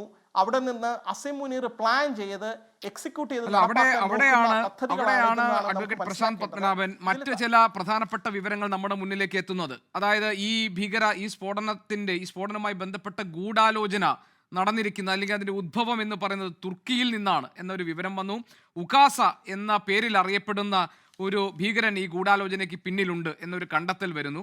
അതായത് ഇത് എവിടേക്കാണ് ഇതിന്റെ വേരുകൾ ആഴ്ന്നിറങ്ങിയിരിക്കുന്നത്, എവിടെ നിന്നൊക്കെയാണ് അതിൻ്റെ നിഴലുകൾ ഇവിടേക്ക് പടർന്നിരിക്കുന്നത് എന്ന കാര്യമൊക്കെ തന്നെ നമ്മുടെ മുന്നിൽ വലിയ ചോദ്യവും ആശങ്കയുമായൊക്കെ നിൽക്കുന്നുണ്ട്. നമുക്ക് ആ ഭാഗം കൂടി ഒന്ന് പരിശോധിക്കണം. അതോടൊപ്പം തന്നെ താങ്കൾ പറഞ്ഞതുപോലെ അസീം മുനീർ സർവ്വസൈന്യാധിപനായി നിൽക്കുമ്പോൾ ഒരു ഓപ്പറേഷൻ സിന്ദൂർ ഇനി നമുക്ക് സമാന സ്വഭാവത്തിൽ ഒന്ന് നിലവിൽ ഇപ്പോൾ എത്രത്തോളം സാധ്യമാണ്, അതല്ലെങ്കിൽ എത്രത്തോളം അത് അഭികാമ്യമാണ് തുടങ്ങിയിട്ടുള്ള ചോദ്യങ്ങളും രാജ്യാന്തര തലത്തിൽ നിലനിൽക്കുന്നു. ഡോക്ടർ മോഹൻ വർഗീസ്, ഇതിൽ ഉകാസ എന്ന ഒരു അപരനാമത്തിൽ അറിയപ്പെടുന്ന ഒരു തീവ്രവാദിയെക്കുറിച്ചിട്ടുള്ള വിവരങ്ങൾ വന്നിരുന്നു. മാത്രമല്ല 2022 തുർക്കിയിൽ വെച്ച് ഈ സ്ഫോടനവുമായി ബന്ധപ്പെട്ട കാര്യങ്ങൾ ആസൂത്രണം ചെയ്തു എന്നാണ് ടൈംസ് ഓഫ് ഇന്ത്യ ഇപ്പോൾ റിപ്പോർട്ട് ചെയ്തിരിക്കുന്നത്.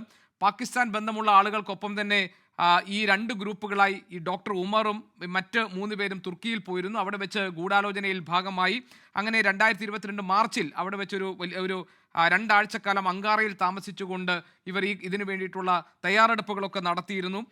പിന്നീട് സിഗ്നൽ സെഷൻ പോലുള്ള എൻക്രിപ്റ്റ് ചെയ്ത ആപ്പുകൾ ഉപയോഗിച്ചിട്ടാണ് ഇവർ ഈ ആശയവിനിമയമൊക്കെ നടത്തിയത് എന്നൊക്കെയുള്ള വിവരങ്ങൾ പുറത്തു വരികയാണ്. ഇപ്പോൾ അതിനിടയിൽ ത്രീമ എന്ന സ്വിസ് ആപ്ലിക്കേഷൻ വഴിയാണ് ആശയവിനിമയം നടത്തിയതെന്ന് പറയുന്നു. നമ്മളൊരു പ്രധാനപ്പെട്ട പ്രശ്നമായി നമ്മൾ ഈ ചർച്ചയിൽ ഉന്നയിച്ചത് തന്നെ എന്തുകൊണ്ടാണ് ഇത്തരം നീക്കങ്ങൾ നേരത്തെ കണ്ടെത്തി നിർവീര്യമാക്കാൻ കഴിയാതെ പോയത്, ഇതിലൊരു സുരക്ഷാ വീഴ്ച ഉണ്ടോ എന്നുള്ളതായിരുന്നു. അപ്പോൾ താങ്കൾ തന്നെ പറഞ്ഞു വേറൊരു ടേൺ ഈ തീവ്രവാദ പ്രവർത്തനങ്ങൾക്ക് സംഭവിച്ചിരിക്കുന്നു എന്നതാണ്. ആ ടേണിന്റെ ഭാഗമായിട്ടാണോ ഈ കാര്യങ്ങളൊക്കെ നടന്നതെന്നാണോ ഈ പുറത്തു വരുന്ന വിവരങ്ങൾ നമുക്ക് മനസ്സിലാക്കി തരുന്നത്? ഇപ്പോൾ പുറത്തു വരുന്ന വിവരങ്ങൾ ഈ നിഗൂഢതയുടെ ചുരുളഴിഞ്ഞു വരുമ്പോൾ കുറച്ചുകൂടി വ്യക്തമായി കാര്യങ്ങൾ കാണാൻ, ഒരു ലാർജർ സ്കെയിലിൽ, ഒരു ഗ്ലോബൽ സ്കെയിലിൽ കാര്യങ്ങൾ കാണാൻ ഇപ്പോൾ കൂടുതലായി സാധിക്കുന്നു. അതുകൊണ്ടാണ് ഈ സ്ഫോടനത്തിൻ്റെ, ഇതൊരു ഒറ്റപ്പെട്ട ഒരു സ്ഫോടനം എന്ന് തോന്നാമെങ്കിലും അതിൻ്റെ വേദികൾ ഒരുപക്ഷെ തുർക്കിയിലെ അങ്കാറ വരെ എത്തുന്നു എന്നത് വളരെ വളരെ ഞെട്ടിക്കുന്ന വിവരം തന്നെയാണ്. പാകിസ്ഥാനും കടന്നുകൊണ്ട് കൃത്യമായൊരു രാഷ്ട്രാന്തര സ്വഭാവം ഈ നെറ്റ്വർക്കിനുണ്ടോ, അതിൻ്റെ കണ്ണികൾ ഇന്ത്യയിൽ ഏതെല്ലാം സ്ഥലത്താണുള്ളത്, ഇത് വളരെ നിർണായകമായ ഒരു ചോദ്യമാണ്. ഇവിടെ നോക്കൂ, തുർക്കി ഓപ്പറേഷൻ സിന്ദൂർ സമയത്ത് പാകിസ്ഥാന് അകമഴിഞ്ഞ പിന്തുണയാണ് നൽകിയത് എന്നത് ചരിത്രത്തിൽ രേഖപ്പെടുത്തപ്പെട്ട് കഴിഞ്ഞു.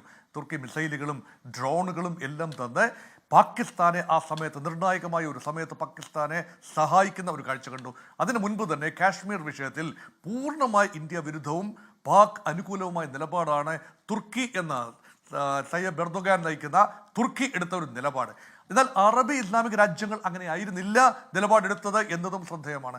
അവർ നിഷ്പക്ഷത പാലിച്ചപ്പോൾ തുർക്കി എന്ന രാജ്യത്തിന് പാകിസ്ഥാനുമായി അദമ്യമായ ബന്ധം ഉണ്ട് എന്നത് നമ്മൾ വേണ്ട ഗൗരവത്തിൽ എടുത്തോ എന്നിപ്പോൾ സംശയമുണ്ട്.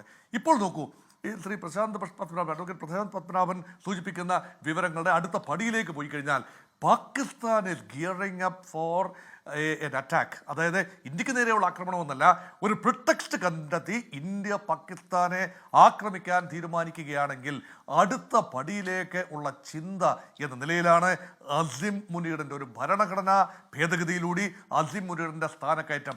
ഇവിടെ ചില ഉറപ്പുകൾ സൗദി അറേബ്യയുടെ ഭാഗത്തു നിന്നും തുർക്കിയുടെ ഭാഗത്തു നിന്നും പാകിസ്ഥാന് ലഭിച്ചിട്ടുണ്ടോ എന്ന് ന്യായമായ സംശയമുണ്ടാകുന്നു. നോക്കൂ, ഏതാനും മാസങ്ങൾക്ക് മുൻപാണ് സൗദി അറേബ്യയുമായി പാകിസ്ഥാൻ ഒരു കരാറിൽ ഏർപ്പെടുന്നത്. ഒരു സുരക്ഷാ കരാറിലാണ്. പാകിസ്ഥാൻ മാത്രമാണ് ഇസ്ലാമിക ലോകത്തെ ഏക ന്യൂക്ലിയർ പവർ എന്നുകൂടി ഓർക്കണം. അതുകൊണ്ട് സൗദി അറേബ്യ ഒരുപക്ഷെ ഇറാനിൽ നിന്നും ഇസ്രായേലിൽ നിന്നുമെല്ലാം സുരക്ഷാ ഭീഷണി നേരിടുന്നു. അതുകൊണ്ട് പാകിസ്ഥാൻ സഹായത്തോടു കൂടി സൗദിയുടെ സെക്യൂരിറ്റി ബീഫപ്പ് ചെയ്യുക. ഏതെങ്കിലും ഒരു കാരണവശാൽ അമേരിക്കയുടെ സുരക്ഷാ കവചത്തിന് എന്തെങ്കിലും കോട്ടം സംഭവിച്ചാൽ അഡീഷണൽ പ്രൊട്ടക്ഷൻ എന്ന നിലയിൽ Pakistan will come for the help of Saudi Arabia എന്നത് നമുക്ക് വേണമെങ്കിൽ അങ്ങനെ പറയാം. പക്ഷേ തിരിച്ചും ഒരു കാര്യമുണ്ട്, ഇന്ത്യ പാകിസ്ഥാനെ ആക്രമിക്കാൻ ശ്രമിക്കുകയാണെങ്കിൽ സൗദിയുടെ സൈനിക വിഭാഗങ്ങൾ അമേരിക്കയുടെ സഹായത്തോടു കൂടി പാകിസ്ഥാന്റെ സഹായത്തിന് വേണ്ടി എത്തുമോ എന്ന ഒരു ചിന്തയെ നമ്മൾ വേറിട്ട് കാണേണ്ട ഒരു ചിന്തയാണ്. ഇതെല്ലാം കൂടെ തുർക്കിയുടെ ഭാഗത്തു നിന്ന് കുറച്ചുകൂടി ഡയറക്റ്റായി വരുന്ന ഇന്ത്യ വിരുദ്ധത, സൗദി അറേബ്യയുടെ ഭാഗത്തു നിന്ന് ഇന്ത്യ വിരുദ്ധതയൊന്നും വരുന്നില്ല എങ്കിൽ പോലും സൗദി ആവർത്തിച്ച് പറഞ്ഞിട്ടുണ്ട്, ഇത് ഇന്ത്യ വിരുദ്ധമല്ല ഈ കരാർ, ഇത് പാകിസ്ഥാനുമായി മാത്രമുള്ള കരാറാണ്. സൗദി അറേബ്യയുടെ സുരക്ഷയാണ് കൂടുതൽ വിഷയം, പാകിസ്ഥാന്റെ സുരക്ഷയെക്കുറിച്ചല്ല ഈ കരാർ എന്ന് പറയുമ്പോഴും അവിടെ സംശയിക്കാൻ വകയുണ്ട്. അവിടെയാണ് ഈ രാജ്യാന്തര ബന്ധങ്ങൾ കൂടുതൽ വരികയാണ്. സ്വിസ് ആപ്പ് ഉപയോഗിക്കുന്നു, ത്രീമ എന്ന് പറയുന്ന പുതിയ ആപ്പ് ഉപയോഗിച്ച് ഡീപ്ലി എൻക്രിപ്റ്റഡ് ആണ്. ഈ സാധനം ഒരിക്കലും സുരക്ഷാ ഏജൻസികൾക്ക് പെട്ടെന്ന് ഡീകോഡ് ചെയ്ത് ഡിസൈഫർ ചെയ്ത് എടുക്കാൻ പറ്റുന്ന കാര്യങ്ങളല്ല. അതുകൊണ്ട് മുന്നൊരുക്കങ്ങൾ 2022 തന്നെ തുർക്കി കേന്ദ്രീകരിച്ചുള്ള മുന്നൊരുക്കങ്ങൾ നിരവധി യാത്രകൾ ഇപ്പോൾ നമുക്ക് കിട്ടുന്ന വിവരം. ഏതായാലും ഞാൻ ഡോക്ടർ ജിൻഡോയിലേക്ക് കൂടി പോകണം. കാരണം ഇത് ഒരു ദേശസുരക്ഷയുമായി ബന്ധപ്പെട്ട ഒരു പ്രധാനപ്പെട്ട പ്രശ്നത്തിൽ നമുക്ക് ഇനി എങ്ങനെയാണ് ഈ കാര്യങ്ങൾ ടാക്കിൾ ചെയ്യേണ്ടതെന്നൊരു പ്രധാനപ്പെട്ട കാര്യമുണ്ട്. മാത്രമല്ല BJP പ്രതിനിധി ശ്രീ TP ജയേന്ദ്രൻ മാസ്റ്റർ ചില കാര്യങ്ങൾ ഇവിടെ പറയുകയും ചെയ്തിട്ടുണ്ട്. ഡോക്ടർ ജിൻഡോ ജോൺ, താങ്കൾക്ക് പറയാം.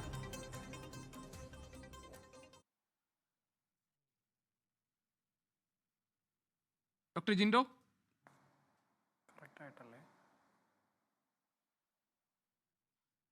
എനിക്ക് തോന്നുന്നു ചെറിയ സാങ്കേതിക പ്രശ്നം ഉണ്ടെന്നാണ്. ജിൻഡോ കേൾക്കാമോ? കട്ടായിട്ടുണ്ട്. ജയേന്ദ്ര മാസ്റ്റർ, ഇപ്പോൾ ഈ പുതുതായി വരുന്ന വിവരങ്ങൾ നോക്കുമ്പോൾ ഇതിൻ്റെ നേരത്തെ ഡോക്ടർ മോഹൻ വർഗീസ് പറഞ്ഞതുപോലെ ഇതിൻ്റെ രാജ്യാന്തര ബന്ധങ്ങൾ സംബന്ധിച്ച വിവരങ്ങൾ ചുരുളഴിയുകയാണ്. അപ്പോൾ ഈ ഒരു വൈറ്റ് കോളർ ടെററിസ്റ്റ് ഗ്രൂപ്പ് ഈ രാജ്യത്ത് പ്രവർത്തിക്കുന്നുണ്ടെന്ന് പറയുമ്പോൾ സ്വാഭാവികമായും അതൊരു ആശങ്കയുണ്ടാക്കുന്ന വിവരമാണല്ലോ. അതൊരു അരക്ഷിതത്വം തോന്നിപ്പിക്കുന്ന ഒരു സംഭവമായിട്ടാണല്ലോ നമ്മുടെ മുന്നിൽ നിൽക്കുന്നത്. ഗോപികൃഷ്ണൻ, ഞാൻ ഏറെ ബഹുമാനിക്കുന്ന ഒരു പൊതു ചർച്ചയിൽ പങ്കെടുക്കുന്ന ആളാണ് ഈ മോഹൻ വർഗീസ് എന്നയാൾ. ഞാൻ അദ്ദേഹത്തോട് ക്ഷമാപൂർവ്വം പറയുന്നത്, സർ, ഇത് ഭീരുക്കളുടെ നാടാണോ? ഇന്ത്യ രാജ്യത്തിൻ്റെ ഭരണാധികാരം ഇന്ന് ആൺകുട്ടികളുടെ കയ്യിലല്ലേ? ഝാൻസി റാണിയുടെയും ഭഗത് സിംഗിൻ്റെയും ധീരമായ കഥകൾ വേട്ടുപടർന്ന നാടാണ്. എന്തുകൊണ്ടാണ് കോൺഗ്രസ് ഇപ്പോഴും ജനമനസ്സിൽ നിന്നും ഇടം തേടാതെ പോകുന്നത് നിങ്ങൾക്കറിയാമോ? പാകിസ്ഥാൻ ആണവ രാജ്യമാണെന്നും അവരെ ഭയക്കണമെന്നും അവരുടെ മുമ്പിൽ കാല് പിടിക്കണമെന്നും പറഞ്ഞ ഭരണാധികാരികൾ ഉണ്ടായിരുന്നു. നേരെ മറിച്ച് ഇന്ന് ഇന്ത്യ രാജ്യം ഭരിക്കുന്നത്, ഞാൻ മോഹൻ വർഗീസ് സാറിനോടുള്ള എല്ലാ ബഹുമാനം നിർത്തി പറയുന്നത്, ഈ രാജ്യത്തിൻ്റെ അധികാരം ഇന്ന് കരുത്തുറ്റ ആളുകളുടെ കയ്യിലാണ്. ശരിയായ സമയത്ത് ശരിയായ തീരുമാനങ്ങൾ എടുത്ത് നടപ്പിൽ വരുത്താൻ, പരാജയത്തിൻ്റെ കണിക പോലും ഇല്ലാതെ നടപ്പിൽ വരുത്താനുള്ള കഴിവുണ്ടെന്ന് തെളിയിച്ചില്ലേ? പാകിസ്ഥാൻ ആണവ രാജ്യമാണെന്നും കെഞ്ചരുതെന്നും അന്താരാഷ്ട്ര തലത്തിൽ സമ്മർദ്ദമുണ്ടാകുമെന്നും പറഞ്ഞപ്പോൾ പേടിച്ചു പോയ ആളുകൾ ഉണ്ടായിരുന്നു. നോക്കൂ, മുംബൈ ആക്രമണം നടന്നപ്പോൾ ഒരു കോൺഗ്രസ് നേതാവ് അടുത്ത് വെളിപ്പെടുത്തിയത് എന്താണ്? അന്ന് തിരിച്ചടിക്കാൻ ആഗ്രഹമുണ്ടായിരുന്നു, പക്ഷെ അന്താരാഷ്ട്ര സമ്മർദ്ദത്തിന് മുമ്പിൽ ഞങ്ങൾ ചൂളിപ്പോയി. ഇന്ന് ഈ രാജ്യം ഭരിക്കുന്ന അത്തരം ഒരു ശക്തിയല്ല സാർ. അത്തരം ഏത് അന്താരാഷ്ട്ര വെല്ലുവിളികളെയും നേരിട്ടുകൊണ്ട് ഈ രാജ്യത്തിൻ്റെ സുരക്ഷയാണ് നമുക്ക് വലുത്. ഈ രാജ്യത്തിൻ്റെ ജനങ്ങളാണ്. അത് നിരന്തരമായി നിതാന്തമായി ശ്രദ്ധിക്കേണ്ടതാണ്. നോക്കൂ, രാജ്യത്തിന് എന്തുകൊണ്ട് സിന്ദൂർ ഓപ്പറേഷൻ അവസാനിപ്പിച്ചില്ല? ഒരു യുദ്ധം കൊണ്ട് അവസാനിക്കുന്നതല്ല. മാത്രമല്ല, നമുക്കറിയാം, ഞാൻ മോഹൻ ഭഗത് സിംഗ് സാർ ഉൾപ്പെടെ ആളോട് പറയുന്നു, സാർ, നമ്മുടെ മുമ്പിൽ ഭീകരത നേരിടുന്ന ഇസ്രായേലിൻ്റെ അനുഭവം നമ്മുടെ മുമ്പിലില്ലേ? ചുറ്റുവട്ടത്തും എത്ര കരുത്തന്മാരായ ആളുകളുണ്ട്. പക്ഷേ രാജ്യത്തിലെ ജനതയുടെ ഒരു ആത്മവിശ്വാസത്തെ ത്രസിപ്പിച്ചുകൊണ്ട്, രാജ്യത്തിൻ്റെ ഏത് വെല്ലുവിളികളെയും ഏത് ആക്രമണത്തെയും പുഞ്ചിരിയോടെ നേരിട്ടുകൊണ്ട്, അത് എന്ത് കഷ്ടനഷ്ടങ്ങൾ ഉണ്ടായാലും അത് നേരിടേണ്ടി വരും. ഇവിടെ ഞാൻ തുടക്കത്തിൽ പറഞ്ഞ കാര്യത്തിൽ നമ്മൾ എത്തിച്ചേർന്നിരിക്കുന്നത്, സർ, ഇത് 10ാം തരം പാസ്സാവാത്ത ആളുകൾ നിയന്ത്രിക്കുന്ന ഒരു തീവ്രവാദ പോരാട്ടമല്ല ഇന്ത്യ നടത്തുന്നത്. ഭാരതത്തിനകത്തും പുറത്തുമുള്ള വൈറ്റ് കോളറായിട്ടുള്ള ജീവിതത്തിൻ്റെ എല്ലാ സുരക്ഷയും അനുഭവിക്കുന്ന ആളുകൾ, ഇവർക്ക് എവിടെയാണ് പിഴച്ചത് എന്നതിൻ്റെ കാര്യങ്ങൾ നമ്മൾ കണ്ടെത്തണം. അതുകൊണ്ടാണ് ഞാൻ ചൂണ്ടിക്കാണിക്കുന്നത്, ശരിയായ സമയത്ത് ശരിയായ തീരുമാനങ്ങൾ എടുത്ത് ഭയപ്പാടോടെ ഒതുങ്ങിക്കഴിയുന്നതിന് പകരം രാജ്യത്തിലെ ജനങ്ങളെ വിശ്വാസത്തിലെടുത്ത് മുന്നോട്ട് പോകും. അതിന്റെ മുന്നിൽ ഞാൻ ഉറക്കെ പറയുന്നു, ഈ സൗദി അറേബ്യയും തുർക്കിയും പാകിസ്ഥാനും ഈ ഭീതിപ്പെടുത്തുന്ന അന്തരീക്ഷത്തിന് മുമ്പിൽ സർ ചൂളിപ്പോവാനുള്ള ആളുകളല്ല ഈ രാജ്യത്തിൽ അധികാരത്തിൽ ഇരിക്കുന്നത്. സി ദിവാകരൻ പറഞ്ഞതുപോലെ, അമിത്ഷായെ പോലെ, നരേന്ദ്രമോദിയെ പോലെ ഈ രാജ്യത്തെ ജനങ്ങളുടെ വിശ്വാസവും അവരെ സംരക്ഷണവും ഉറപ്പാക്കുന്നതിന് ഏതറ്റം വരെയും പോകാൻ കെൽപ്പുള്ള ഒരു ഗവൺമെന്റാണ് സർ ഉള്ളത്. ചൂളുന്നവരല്ല, ക്രിയാത്മകമായി പ്രതികരിക്കുന്നവരാണ്. ഡോക്ടർ ജിൻഡോ. ഗോപി, ഇതില് അദ്ദേഹം പറഞ്ഞ കുറെ കാര്യങ്ങളുണ്ട്. അപ്പോൾ എല്ലാത്തിനും മറുപടി പറയാൻ സമയമുണ്ടോന്നറിയില്ല. അദ്ദേഹം പറഞ്ഞത് മുൻ പ്രധാനമന്ത്രിമാരായ രാജീവ് ഗാന്ധി, ഇന്ദിരാഗാന്ധി ഒക്കെ മരണപ്പെട്ടത് സെക്യൂരിറ്റി വീഴ്ചയല്ലേന്ന്. ആണല്ലോ. മഹാത്മാഗാന്ധിയെ ഗോഡ്സെ സംഘപരിവാർ എണ്ണ പകർന്നു കൊടുത്ത, കാഞ്ചി വലിച്ചു കൊടുത്ത തോക്ക് കൊണ്ട് മഹാത്മാഗാന്ധിയെ വെടിവെച്ച് ഗോഡ്സെ കൊന്നതും സെക്യൂരിറ്റി വീഴ്ച തന്നെയാണ്. പക്ഷെ ഒരു പ്രശ്നമുണ്ട്, മുൻകാലങ്ങളിൽ ഇത്തരം വീഴ്ചകൾ വരുമ്പോൾ ആ വീഴ്ചകൾ പോലും ചർച്ച ചെയ്യാനുള്ള സാഹചര്യം നമുക്കുണ്ടായിരുന്നു. ഇപ്പോഴെന്താ പ്രശ്നം? 2008 നവംബർ 26 മുംബൈ ഭീകരാക്രമണം ഉണ്ടായപ്പോൾ നരേന്ദ്രമോദി വിമാനം പിടിച്ചു വന്ന് പറഞ്ഞിട്ടുണ്ട്, കോൺഗ്രസിന്റെ കംസോർ സർക്കാർ എന്ന്. എന്താ കോൺഗ്രസിന്റെ ദുർബല സർക്കാർ ഈ രാജ്യം ഭരിക്കുന്നു, വോട്ട് ബാങ്ക് പോളിറ്റിക്സിന് വേണ്ടിയിട്ട് രാജ്യത്തിന്റെ സെക്യൂരിറ്റിയെ കോംപ്രമൈസ് ചെയ്തു എന്ന്. ഈ രണ്ട് ആരോപണങ്ങളും നരേന്ദ്രമോദി ഇന്ന് ഏറ്റെടുക്കോ? നരേന്ദ്രമോദിയുടെ ദുർബല സർക്കാരാണെന്നും നരേന്ദ്രമോദി ഭീകരവാദികളുടെ മുമ്പിൽ വോട്ട് ബാങ്ക് പൊളിറ്റിക്സിന് വേണ്ടിയിട്ട് രാജ്യത്തിന്റെ സെക്യൂരിറ്റിയെ വിട്ടുകൊടുത്തു എന്നും കോംപ്രമൈസ് ചെയ്തെന്നും BJP നരേന്ദ്രമോദി ഏറ്റെടുക്കോ? നോട്ട് നിരോധനത്തിന്റെ 9 വർഷവും 2 മാസവും 2 ദിവസവും നടക്കുന്ന ഈ അക്രമത്തിന്റെ ഉത്തരവാദിത്വം നരേന്ദ്രമോദി ഏറ്റെടുക്കോ? ഒരു കാര്യം കൂടി നരേന്ദ്രമോദി പറയുന്നുണ്ട്, ഈ ഉത്തരവാദിത്തം ഞാൻ ഏറ്റെടുത്തെന്ന്. ഏത് ഉത്തരവാദിത്തം? നോട്ട് നിരോധിച്ചപ്പോൾ 152 മനുഷ്യർ ക്യൂ നിന്ന് മരിച്ചപ്പോ ഇതിന്റെ ഉത്തരവാദിത്തം ഞാൻ ഏറ്റെടുത്തു എന്ന് പൊട്ടിക്കരഞ്ഞ നരേന്ദ്രമോദി ഈ മുംബൈ ഭീകരാക്രമണം ഉണ്ടായപ്പോൾ രാജിവെച്ച കേന്ദ്ര ആഭ്യന്തരമന്ത്രി ശിവരാജ് പട്ടേലിന്റെ, വിലാസ്റാവു ദേശ്മുഖ് അവിടുത്തെ മുഖ്യമന്ത്രി, പട്ടേലിന്റെ ആ ധാർമ്മിക ഉത്തരവാദിത്തം, ആ മാതൃക പിന്തുടർന്ന് രാജിവെക്കാൻ തയ്യാറുണ്ടോ? എവിടെയാ നിങ്ങളുടെ അമിത്ഷാ? ഇവിടെ ഒരു കാര്യം കൂടി പറയാം. ഇവിടെ TP ജയചന്ദ്രൻ പറഞ്ഞല്ലോ, ഈ കാറിൽ കൊണ്ടുപോയ സ്ഫോടക വസ്തുക്കൾ ഭീകരവാദികളെ പിടിച്ചത് വിങ്ങിന്റെ നേട്ടമാണെന്ന്. എങ്കിൽ സ്ഫോടനം ഉണ്ടായത് ഇതേ ഇന്ത്യൻ സംവിധാനത്തിന്റെ പരാജയമാണെന്ന് സമ്മതിക്കണം. നിങ്ങൾ ഏതെങ്കിലും ഭീകരവാദികളെ പിടിക്കുമ്പോൾ അത് നേട്ടമാണെന്ന് പറയുന്നുണ്ടെങ്കിൽ, ഭീകരവാദികൾ അക്രമം നടത്തുമ്പോൾ ആ വീഴ്ച നിങ്ങളുടെ വീഴ്ചയാണെന്ന് നിങ്ങൾ ഏറ്റുപറയണമെന്നേ. നരേന്ദ്രമോദി അയൽപ്പക്കത്തെ രാജ്യത്ത് പോയി ഡാൻസ് കളിച്ചിട്ട് പാകിസ്ഥാനെ കുറ്റം പറഞ്ഞിട്ട് കാര്യം? പാകിസ്ഥാൻ ഈ രാജ്യത്തെ അസ്ഥിരപ്പെടുത്താൻ ശ്രമിക്കും, പക്ഷേ കണ്ണുരുട്ടി പേടിപ്പിക്കുമെന്നും 56 ഇഞ്ച് നെഞ്ച് കാണിച്ച് പേടിപ്പിക്കുമെന്ന് പറഞ്ഞ് നരേന്ദ്രമോദി അയൽ രാജ്യത്ത് പോയി ബർത്ത്ഡേ ആഘോഷിച്ചാൽ പോരാ, ഉത്തരവാദിത്വം പറയണം. ആരാ ഈ സെക്യൂരിറ്റി വീഴ്ചയുടെ ഉത്തരവാദി? ഈ സെക്യൂരിറ്റി വീഴ്ചയുടെ ഉത്തരവാദി നിങ്ങൾ തന്നെയാ, BJP തന്നെയാ. ശരി, ഏതായാലും ഡോക്ടർ ജിൻഡോ, ഈ ഡൽഹി സ്ഫോടനവുമായി ബന്ധപ്പെട്ട അന്വേഷണത്തിലൂടെ പുറത്തു വരുന്നത് നടുക്കുന്ന വിവരങ്ങൾ തന്നെയാണ്. രാജ്യസുരക്ഷയുമായി ബന്ധപ്പെട്ട ആശങ്കകൾ ഉയർത്തുന്ന ഇത്തരം സംഭവങ്ങളിൽ ഇനി ഈ അന്വേഷണം എവിടെ ചെന്നെത്തുന്നു, എന്തായിരിക്കും ഇക്കാര്യത്തിൽ ഇന്ത്യ സ്വീകരിക്കാൻ പോകുന്ന നടപടി എന്നതൊക്കെ നമുക്ക് കാത്തിരുന്ന് കാണാം. അതേസമയം തന്നെ സുരക്ഷാ വീഴ്ചയ്ക്ക് ഉത്തരവാദിത്വം ഏറ്റെടുക്കണ്ടേ കേന്ദ്ര സർക്കാർ എന്ന പ്രതിപക്ഷത്തിന്റെ ചോദ്യവും ഇതോടൊപ്പം തന്നെ മുഴങ്ങുന്നുണ്ട്. ഈ ചർച്ചയിൽ പങ്കെടുത്ത എല്ലാ അതിഥികൾക്കും നന്ദി. എൻകൗണ്ടർ ഇന്നിവിടെ പൂർത്തിയാകുന്നു. മറ്റൊരു വിഷയമായി നാളെ ഇതേ സമയം. ലോകത്തെവിടെയായാലും ഏത് സമയത്തും 24 വാർത്തകളും ഓഗ്മെന്റഡ് റിയാലിറ്റി പാക്കേജുകളും എക്സ്പ്ലെയിനറുകളും വിശദമായി കാണാൻ ഞങ്ങളുടെ യൂട്യൂബ് ചാനൽ നിങ്ങൾക്ക് സബ്സ്ക്രൈബ് ചെയ്യാം.